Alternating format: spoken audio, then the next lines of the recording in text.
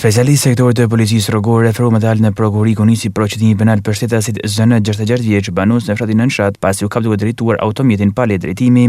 DH 19 vjeç banues në Koplik pasi u kap duke drejtuar motomjetin pa letë drejtimi. Specialistë për hetimin e krimeve ekonomiko-financiare referuar me dalën e prokurorikut nisi procedimi penal për shtetasin AA 41 vjeçë banues në Durrës për veprën penale mashtrimi pasi ka bërë kallëzim shtetasja VV 36 vjeçës e 41 vjeçaria nëpërmjet mashtrimit nuk i ka paguar kontribute shoqërore dhe takset e Bashkisë Shkodër duke i shkaktuar një dëm financiar. Specialistë për hetimin e krimeve të Komisariatit të Policisë Shkodër referuar me dalën e prokurorisë për vlerësim pasi ditën e djeshme në fshatin Vugatan dyshohet se për shkak të një defekti elektrik ka rënë zjarr në një automjet në lëvizje me drejtues shtetasin DG 30 vjeç banues në fshatin Luf. Përpasoj është djegur pjesërisht automjeti. Specialistë për hetimin e krimeve të stacionit të policisë Velipoj referuar me dalën e prokurorisë për vlerësim pasi ditën e djeshme në fshatin Luarz për shkak të një shkëndijë elektrike ka rënë zjarr në banesën e shtetasit BU 43 vjeç, sipas janë shkaktuar vetëm dëm materiale.